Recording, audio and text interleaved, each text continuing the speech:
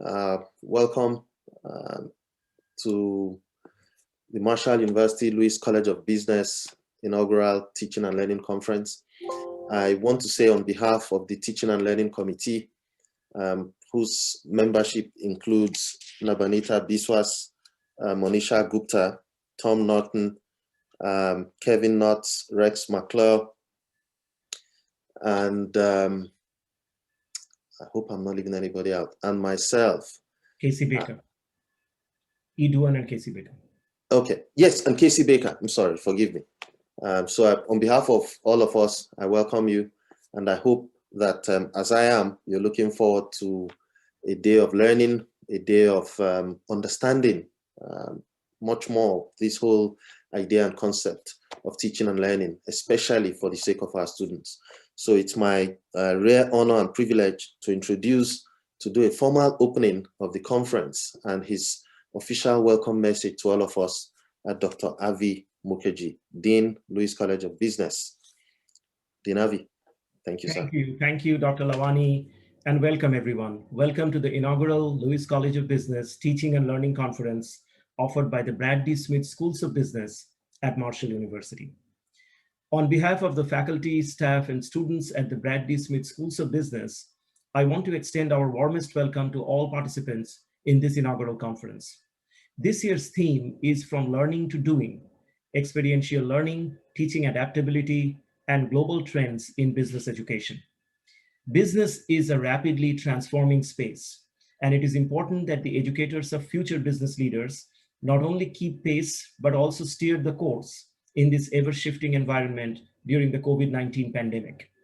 At the Brad D. Smith Schools of Business, we seek to accomplish this by hosting this teaching and learning conference where business educators can develop and share ideas, experiences, and best practices related to online and virtual instruction, pedagogical innovations, research related to learning and teaching, etc. The conference will share ideas that will help business educators foster in business school students the skills necessary to be personally successful and contribute to business and economic development and strengthening the communities in which they live and work. This conference brings together academics to discuss the future of business education, as well as current trends and changes. Every year, the Teaching and Learning Conference will pivot to focus on target issues specific to undergraduate and graduate business education. I thank all the distinguished speakers for their presence and contributions to the conference. I also thank the Teaching and Learning Committee for their efforts in ensuring a rigorous review process to select high-quality presentations. Today, we will have 3 faculty panel discussions, 9 faculty mini presentations, and a student sharing session at the end. 15 faculty are involved from the Lewis College of Business and several students. From now on, the Lewis College of Business Teaching and Learning Conference will be an annual spring conference open to the world that will foster and share new teaching and learning ideas with the global academic and business community. This will also help our research stature as a Carnegie Research University and a doctoral level business school. In my heart, this teaching and learning conference occupies a very special place. This is one day during the semester when we will hopefully take some time off our teaching or service and celebrate what is closest to our existence as scholarly academics, our teaching and learning. Challenging and expanding our boundaries of learning, aided by design thinking and coupled with experiential learning, leading to economic development and community engagement, summarizes the teaching mission of our college. Our teaching and learning is a blend of science and art, rigor and relevance, theory and application, and local and global. Our faculty's pedagogy is second to none in creating impact, fostering engagement, and fueling innovation. This event is particularly relevant as we move forward with the launch of our Doctor of Business Administration, the DBA program, in the fall of 2021, which is aimed to produce the next generation of business faculty. The Marshall Teaching and Learning Conference is a meeting of minds where business educators would come and share their latest ideas and discovery in an environment that is marked by collegiality and homophily. Typically, the environment in this conference is supportive, the format is informal, the discussion is lively, and the feedback is constructive. The hope is presenters will use this conference to fine-tune their teaching strategies, and attendees will provide constructive feedback to colleagues to enhance their teaching effectiveness, and to identify areas of mutual interest and possibilities of collaboration. It's great to see so many students, staff, faculty, administrators, alumni, advisory board members, and our friends and family join us in this conference today. Thank you, Dr. Ruby Lawani, Chair of the Teaching and Learning Committee, for all the work you have done to put this conference in place. I also want to thank the members of the Teaching and Learning Committee, Dr. Monisha Gupta, Dr. Nabanita Biswas, Dr. Casey Baker, Dr. E. Duan, Dr. Rex McClure, Dr. Tom Norton, and Dr. Kevin Knotts. Also, I want to mention the tremendous work of Glenn Midkiff, our Director of the Center for Stakeholder Engagement, and Elena Atkins, our Accreditation Coordinator of the College of Business, in making this conference happen. And with this, I will hand back to Dr. Ruby Lawani to speak on behalf of the committee. Thank you very much, Dean Avi. It is an honor to be charged with a task as significant and impactful as this one is. The Teaching and Learning Committee, as the Dean mentioned just a few moments ago, has primary charge under his direction and under guidance from his office for putting the events of this conference together. Our hope is that you find the conference worthy of your time and attention, and that by every means you would be looking forward already to our gathering again next year. But this year we are fortunate to have in our midst this morning Dr. Lane Perry from Western Carolina University to deliver a keynote address. Dean Avi, in a short while, will introduce him to the conference. As the Dean mentioned, we have 3 panel sessions, and we've based these sessions on 3 specific themes that we think are contemporary and particularly germane for the time. We'll be having a panel on teaching mode adaptability. We'll have a panel that looks at experiential learning, and then we'll consider global concepts and issues. We have identified specific members of our faculty. Our hope is that as we grow from year to year, we'll open up the panel sessions to more. That's not to say our faculty here are not eminent, but we'd like to open it up as much as possible to the rest of the world. So the faculty have been carefully selected by the Teaching and Learning Committee in consonance with the Dean's office. And so the panel sessions will then be followed by mini presentations, as the Dean spoke about. We'll have faculty members presenting, and then we'll have a student presentation session at the very end, where some of our students who have spent at least 2 years, that is at least 4 semesters in the college, will come and speak about their experience in learning, specifically from the Lewis College of Business. So on behalf of the Teaching and Learning Committee, again, I invite you to participate actively, and that you should please prepare to give us some post-conference feedback. We are hoping that we'll use this to build on whatever we would have done today, so that the conference can only get better and fresher as the years come by. So I thank you in anticipation of your time and for your attention. So I'm going to re-invite Dean Avi to please graciously introduce to us this morning our keynote speaker. Dean Avi. Thank you again, Dr. Lawani. It's really my distinct honor to introduce our keynote speaker of this conference.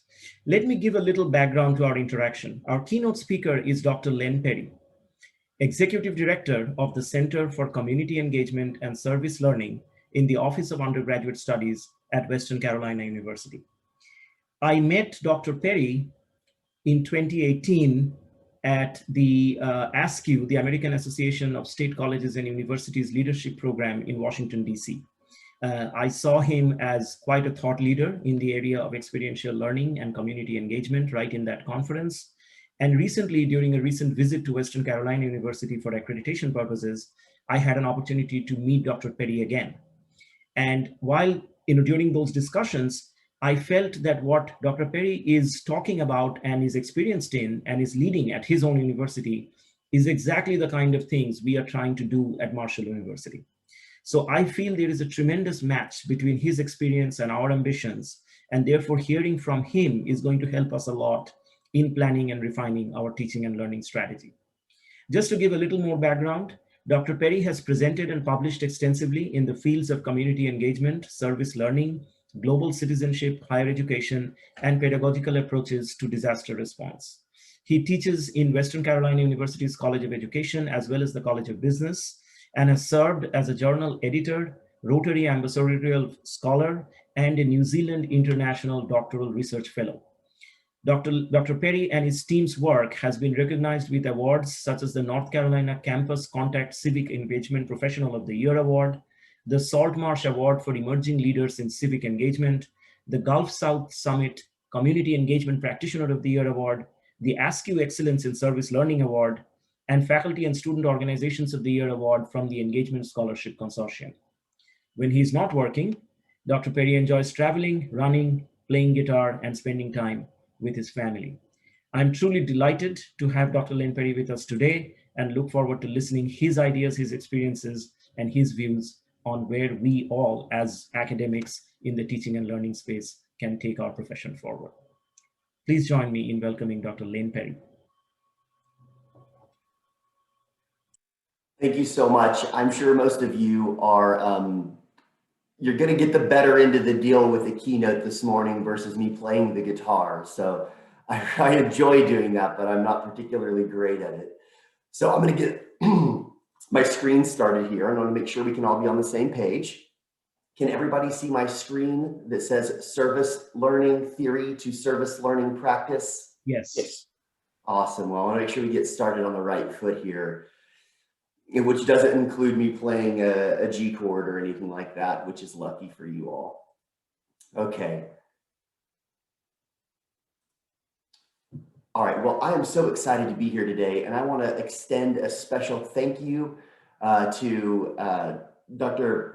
Mukherjee, Dean Mukherjee, for engaging with me in DC and seeing something there that we thought could be transferable, and then that coming full circle recently with his work for reaccrediting our College of Business at Western Carolina University. That's one of the things I love about higher education, are those concentric circles that continue to get closer and overlap more and more the more time we spend in this field. So I want to extend a special thank you to Dean Mukherjee for recognizing that. I want to extend a thank you to the Lewis College of Business and the Smith Schools of Business and Marshall University for hosting me today, and also the Teaching and Learning Conference team. We had a chance to meet beforehand to make sure that what's coming together today is perhaps of some use in the future, and we'll have some staying ability on the other side of our 30 to 45 minutes together this morning. And then of course, extend a thank you to all of you for being here and showing up virtually. I know that the virtual opportunities has sort of flattened our earth in ways that maybe Friedman wouldn't even have recognized when he wrote his book, but it's also brought us closer together in new and creative ways. And so I'm just excited to be here today with you all to work through hopefully some concepts that have some staying power beyond the presentation that I'm going through this morning, and have some transferability into your classes beyond. So before I get any further, I want to make sure that the sound is good and you all can see what's happening on my screen and we're on the same page. Perfect. Okay. So I want to start with a couple of contextualizing nuggets of, I guess I'll call them community engagement or service learning wisdom that have just sort of stuck out to me over the years. And these will serve as overarching nuggets of wisdom that we can carry through the presentation this morning. And then I'll tell you sort of where we're going after these two nuggets are presented. So I do a lot of thinking around teaching, pedagogy, community engagement, service learning. This is sort of the thing I'm thinking on a lot of times.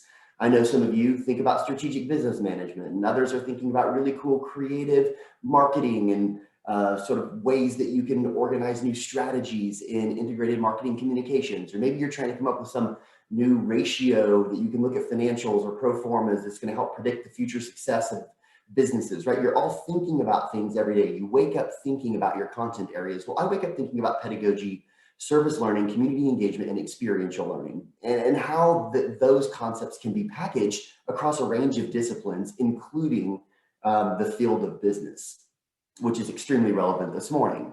But these two concepts I want to put in front of you are sort of macro level concepts, and then we'll get closer to the ground as we work through our time together. And so recently, a couple of years ago, I was in the process of hiring a new operations coordinator for the center that I run.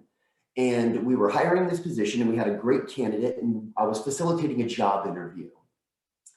And we had asked one of those infamous questions: when was a time where you faced a challenge and you had to work creatively or within your own skill set and strength to overcome that challenge? And the example this person gave was they were working for a New York Times bestseller as a research assistant. And so through that process, the New York Times bestselling author was writing a book, and one of the main characters was a helicopter pilot. And so the author needed to be able to write about the helicopter pilot in a way that made sense to readers. So if a helicopter pilot was reading how this author was writing about helicopter pilots, the helicopter pilot needed to be convinced that he knew what he was talking about.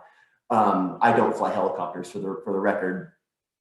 And so the research assistant was responsible for kind of becoming an expert in the area of flying helicopters. And so this person who I was interviewing told me they actually read the owner's manual or the operator's manual for how to fly a helicopter. And I'll never forget the moment in this interview, they said, and so I guess technically from that research and the work that I did, technically and in theory, I could fly a helicopter. And I thought to myself, well, I hope that I'm never on that helicopter. I turned out, we hired this person because they were so phenomenal, right? Anyone who's going to read an operations manual for how to fly a helicopter to help inform the writer of the person they're working with is going above and beyond the call of duty. But the point that stood out to me in that is we need to be careful here. I don't want theoretical nurses. I also don't want theoretical marketing experts. I don't want theoretical teachers. I don't want theoretical anything other than maybe physicists, right? I want to have people who can practically do these things. We don't theoretically want helicopter pilots walking across the stages of our universities. So that's one nugget that stood out to me. And so if we don't necessarily want people who are only qualified in the theory, we want them to be qualified in the praxis. That's just not going to miraculously happen on the other side of the stage. Students are not just going to make that connection because they have a lambskin in their hand and they've shaken Dean Mukherjee's hand on stage, right? That's not just going to happen through magical osmosis. So things need to be happening over the 4 years that they are preparing for life. That's 4 years of practice. So when they walk across stage, they're competent and qualified to do the work that they want to do. That's point one I want to just hold on to. Point two is a bit more personal. So I do a lot of my own yard work. It's a place where I go to think and sort of get out of the house. I have an 8-year-old and a 3-year-old, so I call it going on vacation. And I blow the leaves. Earlier we were chatting about what the weather looks like and if we have snow right now. Well, in October we have leaves galore. From Oklahoma, I've never seen anything like it. We have a natural way of blowing our leaves in Oklahoma where the winds come sweeping down the plains. Well, I'll tell you, in North Carolina, you have to use a cobalt leaf blower or something to get this stuff out of the way. So I'm on the roof blowing the leaves out of my gutters, and in the mountains, my house on one side is about 10 feet off the ground. But on the back side of the house, it's about 30 to 40 feet off the ground, right? It's not a large house. It's just because the way it's built, it's like built into the side of a mountain like every house in Western North Carolina. Weird coming from Oklahoma, of course, as you can all imagine. But I was up there, and on the side of the house, when I'm getting close to the gutter and I'm on the roof and I'm blowing the leaves out of the gutter, on the side that's 10 feet off the ground, I'm pretty cavalier. I'm not very cautious at all. I'm getting to the edge, I'm leaning over, I'm not shaking, I'm firm, I'm strong, I'm confident.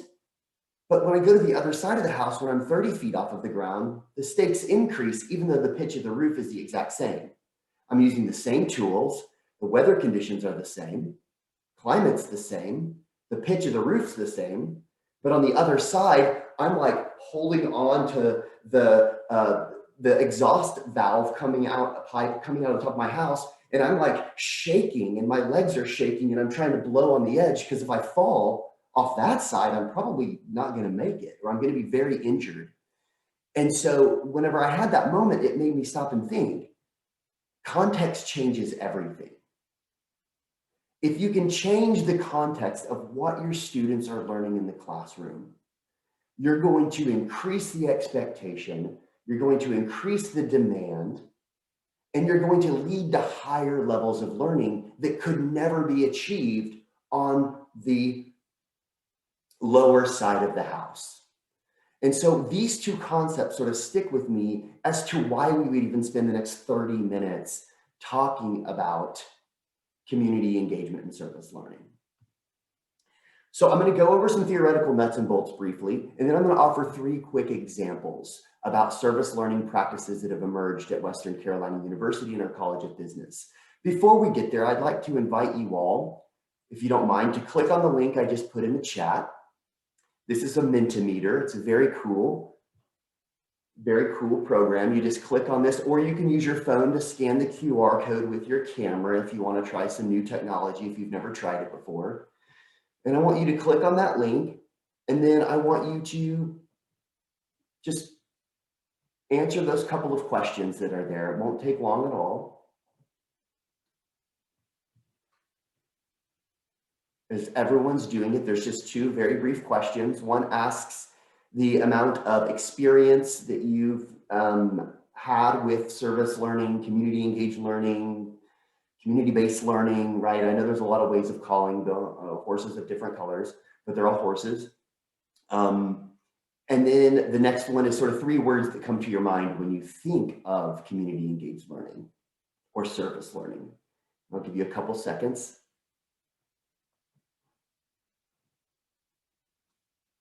And you'll see results at the second link there if you'd like to click on it.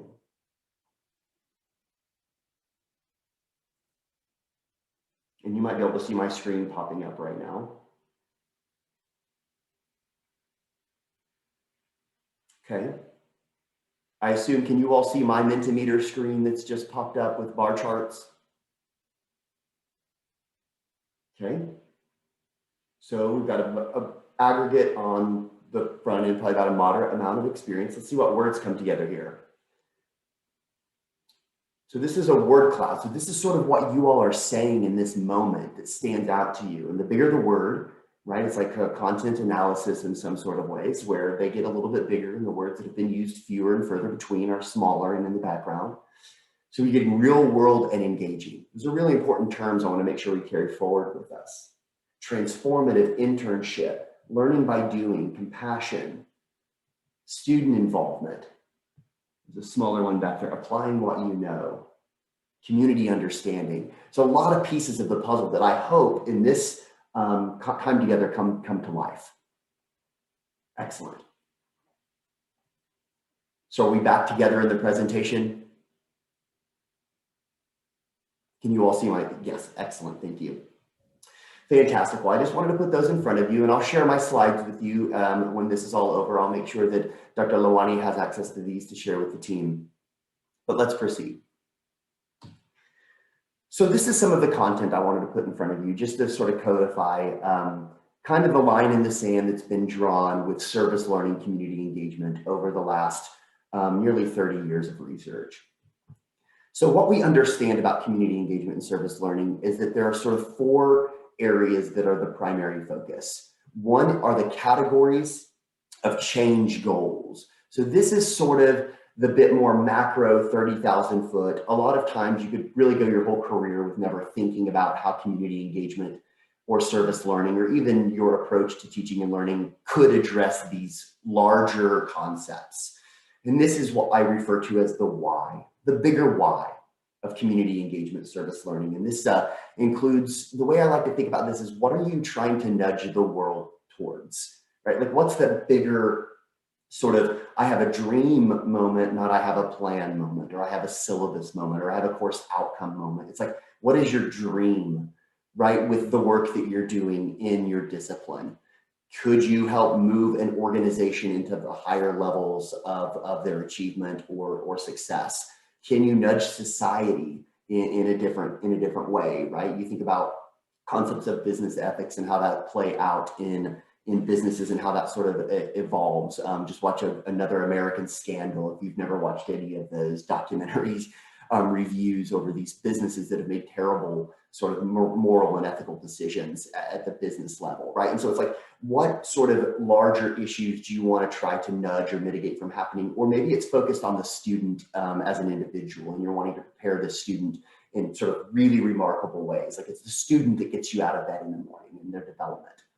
So that's the why. And that's a bit more nebulous, and we could spend like a whole day workshop brainstorming concepts in that space, but we'll move a little bit more practical from the abstract to the more concrete. So there are people involved in this space, and these are the who. These are the people who are working together to do this work. You have your students who are codified, you have your faculty and staff who are codified in doing this work, and then you have the community members. And many times that manifests as organizations, nonprofits, or even small for-profit businesses have been included in the service learning community engaged literature. And I'll give an example of how we've worked with those folks here in a short bit.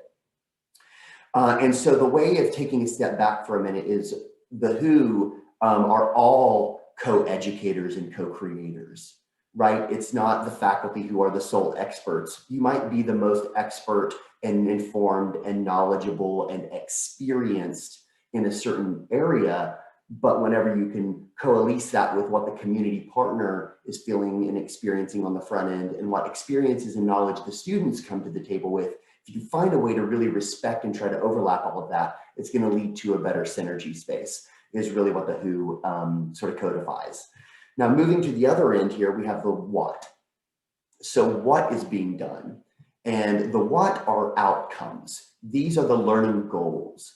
And when you think about experiential learning, service learning, and community engagement, the learning goals or the outcomes of the course essentially are everything. I tell faculty all the time, when I sit down with them, I'm like, if you have a course where the highest order of learning that you're getting to is to be able to list and describe concepts, you really don't need to waste your time, the students' time, or the community's time in trying to do community engaged learning or any form of experiential learning, really, because you could simply give them a textbook, offer some PowerPoint content to get them to the point of being able to list and describe the the lean business canvas model, right? If you just want them to be able to list and describe the components of the lean business canvas model, they probably don't even need to apply it. Oh, you want them to apply it in a real world setting and maybe meet with a real business and see if you can map their business plan back onto a lean business canvas model and find areas of weakness and then help advance that. Maybe their customer segmentation is not focused or refined enough. That's different. If that's what you're trying to get them to do, right? And you're trying to get them the higher order outcomes and goals, and I'm only speaking about the academic learning orb right now. That's all I'm referencing with that very brief diatribe I just went on. Then you do need to step up and you do need to engage the community in that relationship. And that would be well worth it. But if you're staying in the lower levels of Bloom's taxonomy, then there's no point in doing that. And that's okay. Sometimes a 100 level or a 200 level course might not demand that. I try to work with faculty to determine a way where you can create an intensity and a duration of community engagement and service learning or experiential learning that helps those outcomes come to life. And then I work with faculty members sometimes to advance and offer a higher order outcome to then qualify that type of experience that they do. The personal growth and civic learning are also integral concepts to this. We're not only talking about being able to list, describe, and apply a lean business canvas model or a really cool new use of data management through Tableau, right? Not only talking about the academic learning, but there's the personal growth and the civic learning, because the way I capture this is as follows. Marshall University is not only graduating the next best entrepreneurs, accountants, doctors of the business administration, teachers, nurses, medical peoples. That's not what they're in the business of doing, right? They do that. That's expected, but they're also creating citizens, right? All of those people are going to be engaged members of communities. They might want to run for school board.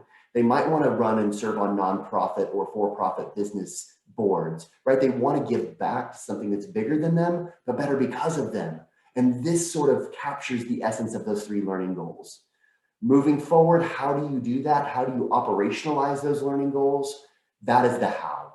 And you have the content, ideas, and body of thought. This comes from textbooks. This comes from lectures. This might be an infused TED Talk. This might be a great case study, right? These are the content and ideas in the body of thought that you want to expose students to. But then this is complemented with relevant engagement that has a real value to someone other than the student and the university, right? This is where that third party community member comes in.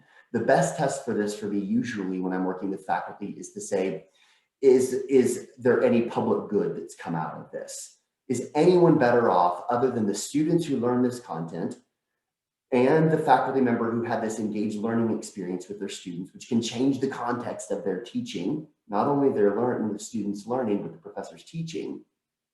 Under relevant engagement is someone else receiving some benefit from that time and energy that's invested.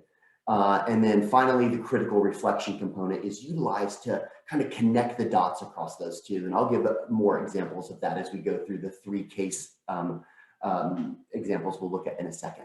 So is everyone still with me right now? We're all on the same page. I have one more very brief literature slide that I want to put in front of you just to qualify community engagement service learning a bit further. So in 1999, a book was written called Where's the Learning in Service Learning? Eiler and Giles essentially surveyed 1,200 students who were in undergraduate service learning classes. And at the end of this 400-page book, all of this research, the simplest answer to the most complex question, where's the learning, right? This is the #1 question from faculty. Okay, this is all good. This is all fine, but where's the learning? And what they were able to find in this research, which has served as the cornerstone since 1999, the last 30 years, is this, or last 20 years, sorry, the last 22 years is, where's the learning in service learning? The learning is inherently in the questions.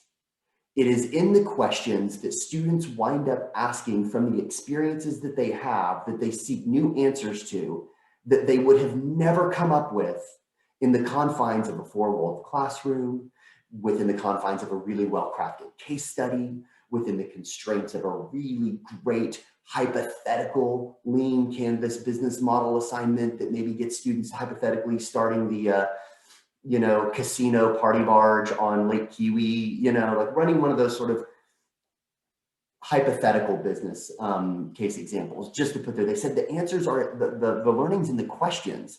And that got me thinking, I'm like, if there's anything that universities are inherently qualified and competent to do, it's to prepare people to ask informed questions. The only thing that connects every single person with a terminal degree, in most cases PhDs, is just that, informed research questions. My dissertation focused on a different phenomenon than Dr. Langton or Dr. Lawani's or whoever's, sorry Nancy, whoever's PhD, whatever they focused on in their research, right? The phenomenon may have been different, but we were all coming at that with an informed research question, a question that there wasn't really an answer to at that moment that we sought new knowledge for. That's what universities are well positioned to do. And that's essentially what service learning does if you try to root where learning is. It's in the questions. Moving forward, students' time has been identified as one of the greatest university assets. All of our qualified tenured professors, PhDs here, there, and everywhere, grant money coming in left and right, that's all obviously a resource, and I'm not discrediting that. We know that's a resource. We've known that's a resource since institutions were founded. But what was a real spin on that idea was in 1984, Alexander Aston, sort of a grandfather of the field of higher education and student engagement, articulated that one of the greatest assets is actually students' time. There's 10 to 20,000 of them on most of the university campuses in the US. If you can find a way to funnel that energy and that enthusiasm and passion, sure, it's not as edified in the way that many of us are who've spent 15 years earning degrees, but it's edified and prepared in different ways. And there's just so much of that asset. And as business experts here, if you can't find a way to funnel your greatest assets, you're doomed. So how do we do that? So moving forward in my PhD research, what I was able to essentially find is this concept of a building block assertion. So if you can build on service learning experiences over time, 100 level, 200 level, 300 level, et cetera, you can reach greater heights, right? The way that this is sort of compared is that if you're learning Spanish, for example, you're not going to start in Spanish 4. So why would we start students in the pedagogical world of service learning community engagement at level 4? Wouldn't it make sense to have a primacy like we do with everything else that we use to educate students? Start at level 1, 2, 3, 4, and you move them up. And this is a curricular decision at a pedagogical stance. You want to be sensitive here because academic freedom is a cornerstone of higher ed, and you don't want to force all faculty to use service learning community engagement. You just want the ones who are comfortable utilizing it in the courses where it makes sense. So I do want to be sensitive there. And then finally, the greatest sort of advancement in community engagement to institutionalize service learning in the US came with the Carnegie Community Engagement Classification. This is the cornerstone of it right here. This is collaboration between institutions of higher education and their larger community for the mutually beneficial exchange of knowledge and resources. Wait a minute. Mutually beneficial exchange of knowledge and resources. That means universities have knowledge and resources. Yes, we know this. But so too does the community and the partners that you're working with, and the students as well, right? Mutually beneficial exchange in context of partnership and reciprocity. Those are the cornerstones of community engagement and service learning. So that's really where I wanted to sort of depart here as we move into a few examples. I call this looking under the hood. In our College of Business, we literally have examples across virtually every discipline that we have within our degree program. Across the institution, we have service learning at the capstone or 300 level course in 90% of our departments. So, but in the College of Business, we've really integrated service learning across lots of different degree programs and things there. And I only chose 3 due to time. And so the way we're framing this is, and this has also been informed by your teaching and learning committee to make sure we captured examples that hopefully are useful. So what I'm going to do is I'm going to start out with a quote from the professor, given a letter as a name, Professor B, Professor Z, and Professor C. And I'm going to start out with a professor quote so you can sort of see inside their mind. Then I'm going to talk briefly about the course and the context and a couple of the learning outcomes that are the higher order ones that I mentioned earlier. Then we will identify a couple of the promising practices that were born from those examples. Now, just because I showcased a promising practice or 2 doesn't mean that those also weren't promising practices in the other vignettes. I'm just using these vignettes to highlight those very specific promising practices. So we'll start first here with marketing. Don't be alarmed when I go to the next slide. There's a lot of words there, but because this is a rich quote, I wanted to share. The heart of Carnegie, which I signposted earlier, expectation for community engagement is reciprocity or mutually beneficial relationships. By utilizing service learning as a pedagogical approach in my integrated marketing communications course, students have developed their skills and expertise by applying textbook concepts to address local businesses' real-world problems. Partners have benefited in numerous ways, including achieving business objectives, developing stronger capacities for communication and problem solving, and developing stronger relationships with XYZ University, which means that these benefits accrue long after my students' work is actually done. Having an external learning laboratory, that's how they view it, has significantly enhanced my teaching by helping me stay up to date with current trends in the discipline. It has also significantly impacted my scholarship, as I have several scholarly outputs in both the SOTL and community engagement realms. That's scholarship of teaching and learning. I really can't imagine teaching, serving, researching, or creating any other way. So the learning outcomes that this professor was zeroing in on are listed here. And you'll see key terms popping out to you. Apply, generate and deliver, identify, analyze, and articulate learning, which I'll explain a little bit more here in a second. But what I want to frame here is that this was an integrated marketing communications course. And a promising practice around this is that this actually came from an intentional partnership that we had with a local community called Dillsboro. And this community was in the perfect storm crosshairs of the 2008 recession. The Great Smoky Mountain Railroad removed its sort of headquarters stop from this little small tourist-driven economy and departed to a different town, essentially, at the same time that the recession occurred.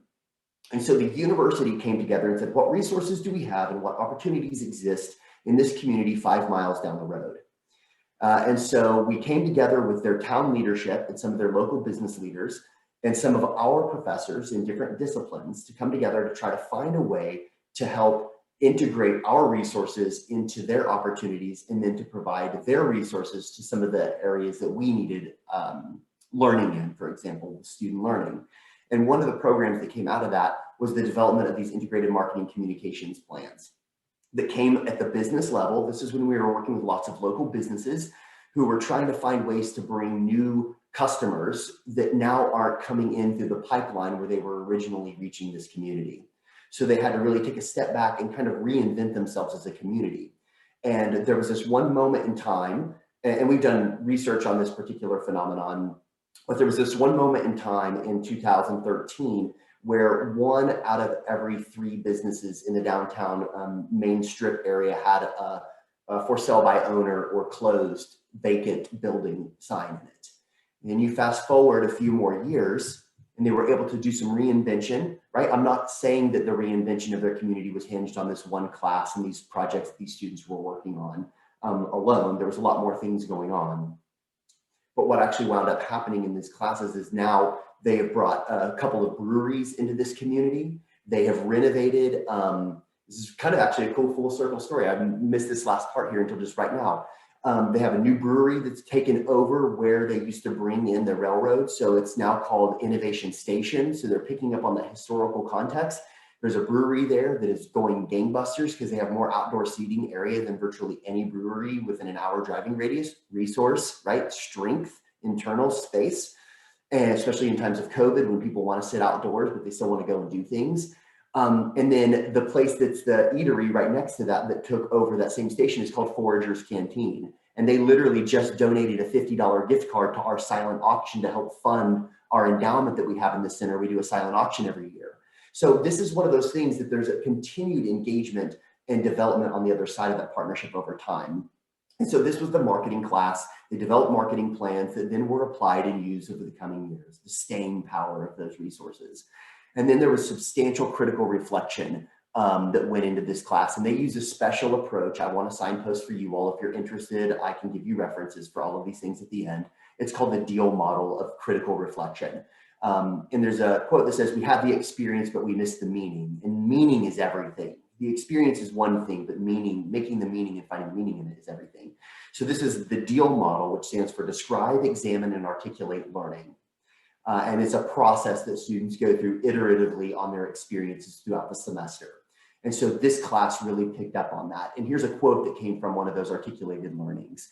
Being linked from a student, being linked with the merchants of Dillsboro for an entire semester helped build relationships where it didn't necessarily feel like an obligation or just another class project. It became very real, and we began to genuinely care about the success of the community and our marketing project. The context of learning changed for this student. You can clearly see it. They're comparing this one class to every other class they've ever taken, and they're like, something's different, something's real, right? This isn't just going to wind up on mom's refrigerator at the end of the semester. This is going to wind up in the hands of an organization that needs this document. So we want to do a good job. Business law, an example that came from Professor Z. This is insight into her perspective. Students have an extraordinary opportunity to work within the court system, the local court system, with nonprofit organization Mountain Mediation Services, coordinating cases with the prosecutor and advising disputants about the benefits of mediation.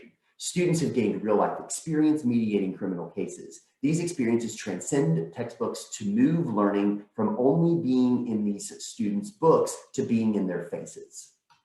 So in this example, students will attain and apply a level of competence in mediation and arbitration to prepare real clients and counsel and navigate through the mediation process. They also will use their service learning experiences through concrete reflection and self-observation to help inform their personal approach to mediation. Anyone who's ever done mediation and arbitration, sure, there's prescriptive ways of going about it that are important, but everyone has their own approach and their own angle. And so you have to develop your own brand or flavor of managing mediation and arbitration processes.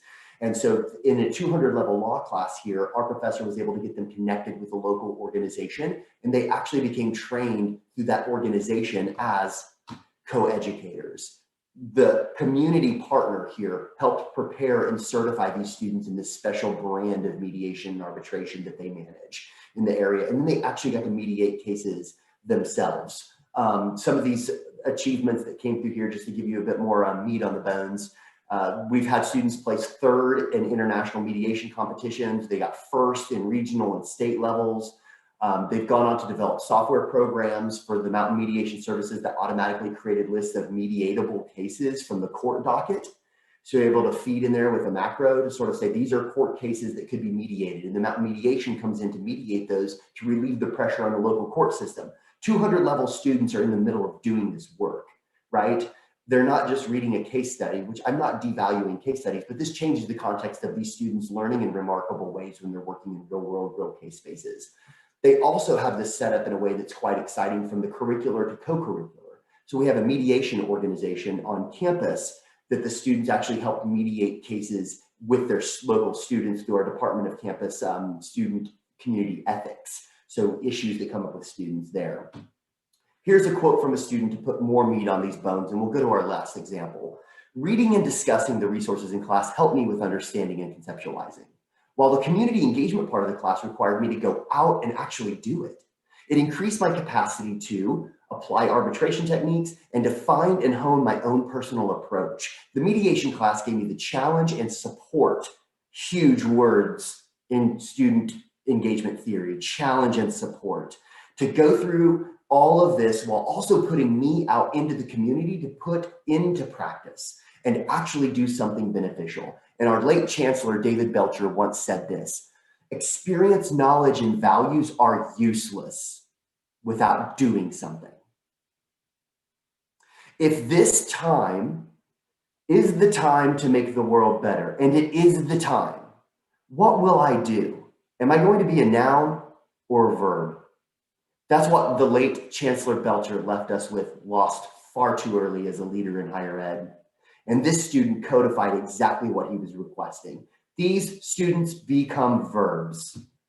Finally, computer information systems. This is an insight into the brain of our CIS professor, which is our MIS degree at Western. We don't have MIS in the way you consider management information systems. We have computer information systems that leans heavily on management skills development. It's codified this way. While I spend a great deal of time thinking about how to design learning experiences, I feel the ideal way to achieve authentic learning is through working on real world problems that come from outside the classroom. In this, students grow academically and personally, sometimes in ways that are difficult to measure, but fulfilling and critical for progressing their career goals. As co-educators, community members connect with students for important and sometimes out of the box ideas and assistance to aid their organization partner. As a faculty, it is a win-win-win relationship for all that also propels and quenches my love of education. So what does this person do? So here's some learning outcomes within the context of the CIS 450 class. In response to client expectations, use design best practices to create charts, dashboards, and stories targeted for a variety of devices, laptops, tablets, and phones.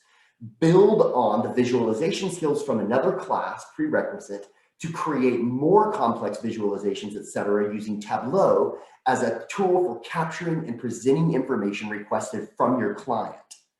Right, so some of the clients that we worked with in this class were local nonprofits like Homeward Bound, which is about providing affordable housing and helping veterans get out of poverty and get out of homelessness. Worked with a realty company, Mosaic Realty, which is a small startup Mosaic Realty in the region. The NC outdoor recreation industry, which is one of our number one economic drivers in our area, is the outdoor recreation industry. So we work with that nonprofit organization that helps manage the outdoor recreation industry in North Carolina, recreation access in North Carolina, outdoor recreation industry gap analyses, Buncombe County Creative Economies data project.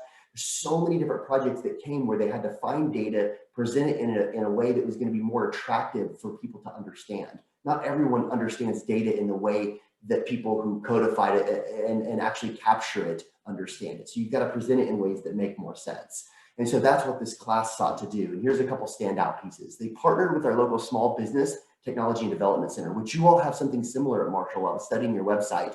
And so they partnered to tap into all of those partnerships that they had out in the community through SBTDC. The intentionality of the professor here, and you saw his mention of career goals in his quote, this professor wanted to create a pipeline for internships.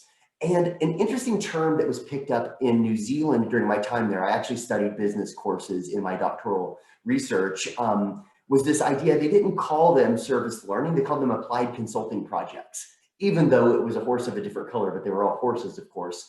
And that's the same terminology we used here. These teams work together to do applied consulting projects with local partners. And here's how students described it. Working directly at the Homeward Bound organization was an experience I will never forget. I was able to learn more about the analysis and design of information systems and how to collect, manage, and present data in effective ways. I would not have learned what I learned from reading in a college textbook. I firmly believe seeing and experiencing these projects firsthand in real-world, real-time contexts are key to my understanding.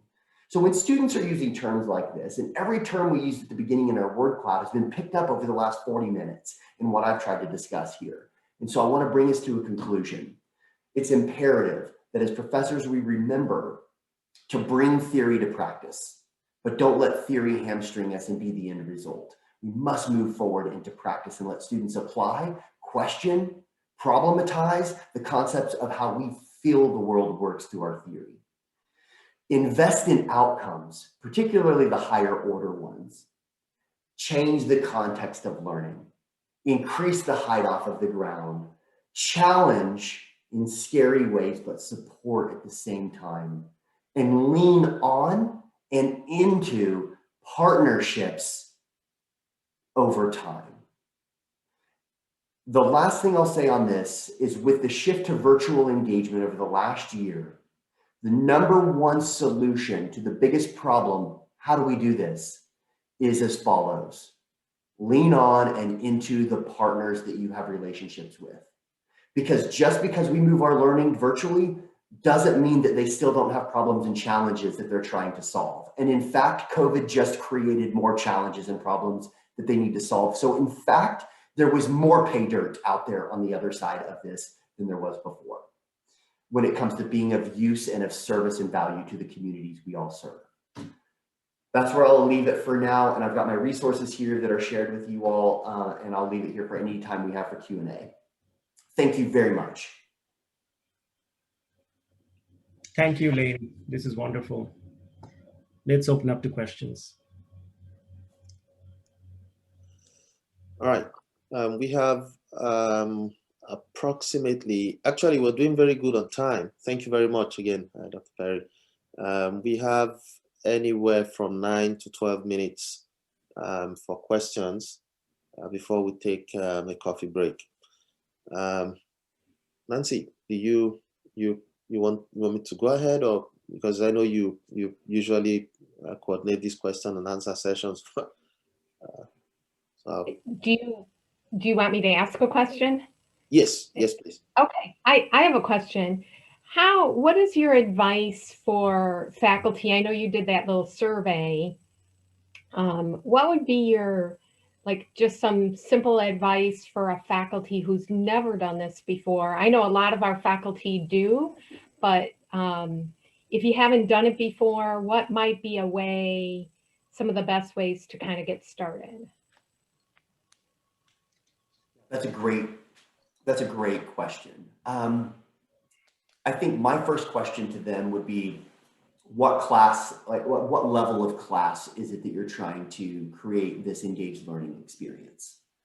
And what was really exciting about the research that I was doing in New Zealand is referred to the sort of building block assertion. What we learned is this.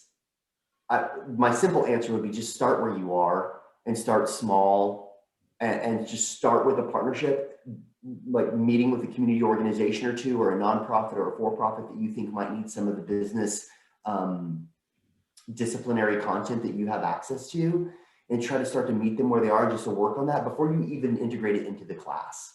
Maybe just bring the nonprofit leader or a for-profit leader to your class as a guest speaker. Really just sort of ease into the water, because here's what happens. So my whole entire PhD research followed into this analogy, this very brief story.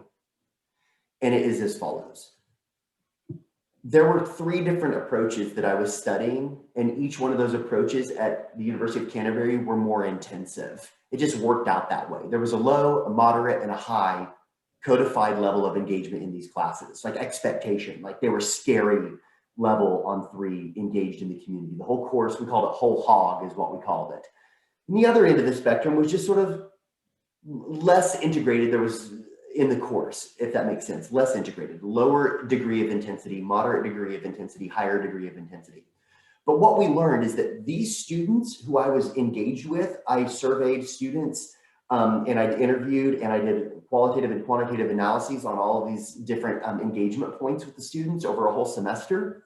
And what we found out was this: if you have an 8-year-old, I have an 8-year-old, if I took the 8-year-old to the state fair and I put them on a roller coaster, and it was the first roller coaster they'd ever been on, and I pulled them off and I asked them to describe their experience, they would describe it as being, oh, it was exciting, my belly was tickling, I got a little sick, I was so scared, I thought about putting my hands up, right? They're going to talk about it that way.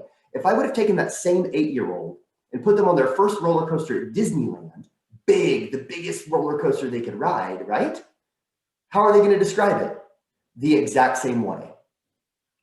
Oh, my tummy was tickling. They don't understand the difference between the 2 roller coasters, having never done both roller coasters. Now, if I would have taken the same 8-year-old after the state fair and then took them to the roller coaster in Disneyland or Disney World, they're going to be like, well, this was way different, right? So what we do when we don't do a building block approach to service learning, and we don't start our students out dabbling in the level 1 lower intensity engagement, so there's value in this, we steal the thunder of the higher order experiences. Now, just having a higher order experience in your 400 level capstone is better than not doing it all. I'm not saying that. But what I'm saying is if we can be thoughtful and intentional about it and expose our 8-year-olds to lower level roller coasters before we throw the best thing we've got at them, right, they're going to get more out of that experience. This was sort of the idea in simple story form. So my advice, Nancy, would be start where you are with what you have and what you know.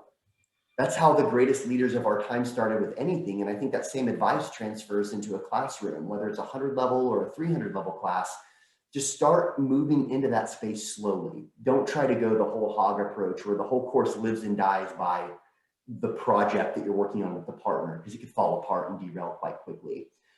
So I hope that answered your question. Probably went on a little long, but I have a tendency to do that. I see the chat's blowing up.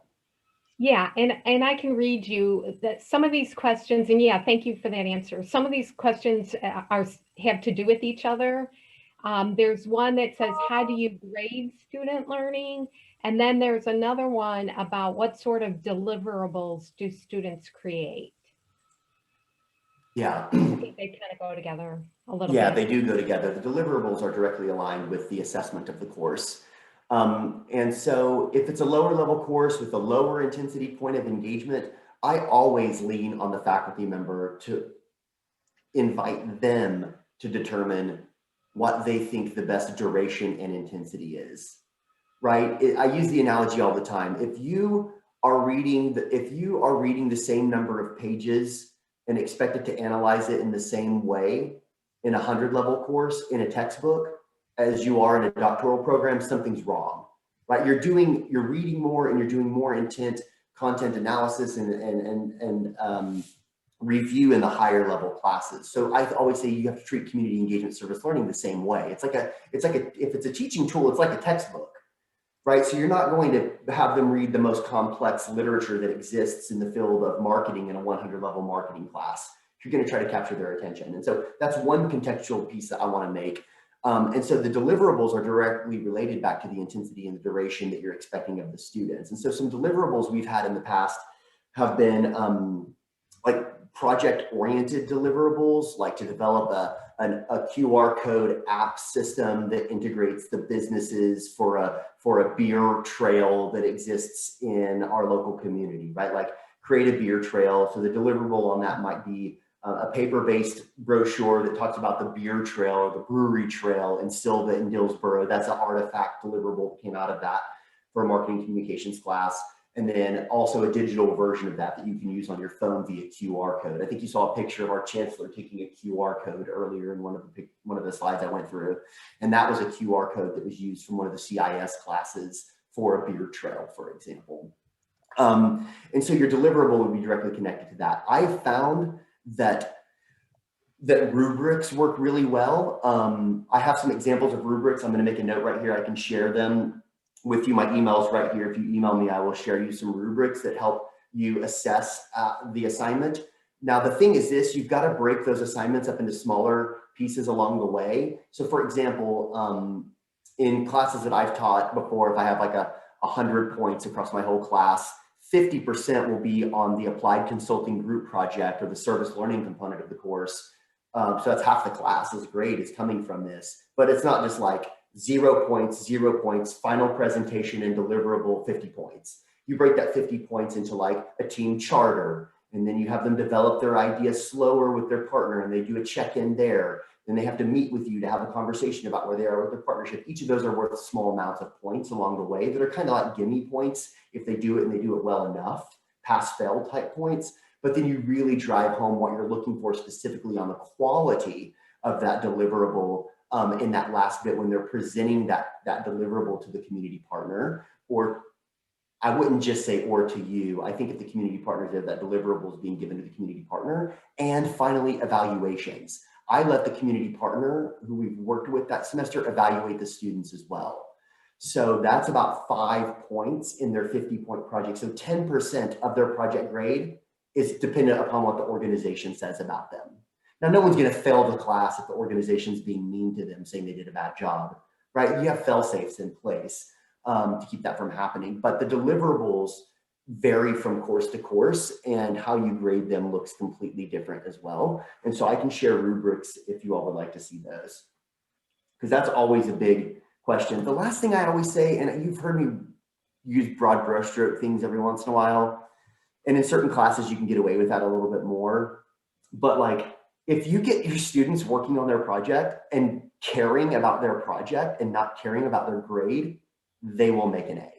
Right? Like if students stop caring about their grade and start caring about the project that they're actually working on and wanting to do a good job, you're going to get better quality than you ever would. And then finally, I still have final exams in all my classes. I mean, we are, AACSB certified business school in those classes. And so we have final exams and stuff like that test the content knowledge of our students as well. So this is always one of the biggest sticking points, because you've got to get creative sometimes to determine if they're meeting the quality goals of your deliverables. Great question. And then sell, do you want me to quickly hit that? How to sell community on leaning on and into the student university engagement? I didn't hear that. Oh, this is another question pop here. I'll just hit it real quick. The community, oh man, if you go out in the community and have a cup of coffee or a beer with one of these nonprofit organizations, they are always, or small businesses, they're so excited to work with students. I've never, and I hope that's true for Marshall as well. But if you go out there and if you can approach it in a way that says like, what sort of skills and assets and resources, what are the SWOT for you? What's our SWOT? Where's the overlap? I mean, probably not use that terminology in some cases, just be like a person having a conversation. I find the community is always, I've seen quality in some of the courses where I'm like, dang it, that's not, they were so close to doing great and they just did good. And the community partner was just like over the moon with the resources that they received.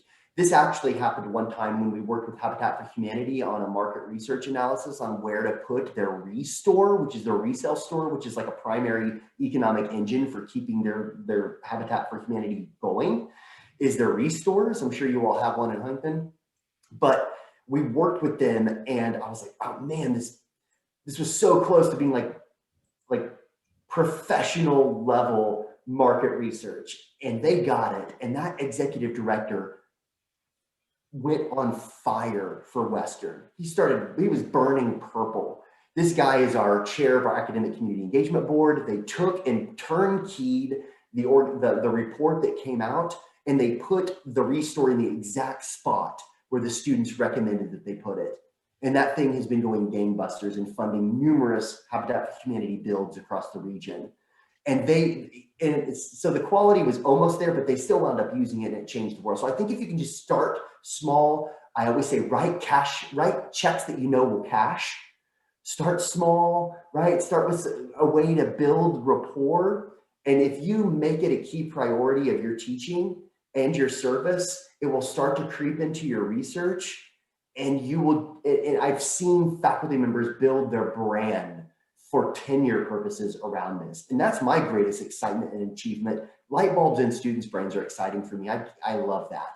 But watching faculty members, these folks who are so qualified, advanced, developed, smart, caring, passionate, committed, seeing them come on fire for this work and achieve tenure and promotion on the back of community engaged, scholarship of teaching, learning, discovery, engagement, et cetera, from Boyer is just like, that's like, you go out and you have a beer with those faculty members and they're just like, thank you. I'm like, thank you. This is mutually beneficial for us right now. So anyways, I'll go on too long.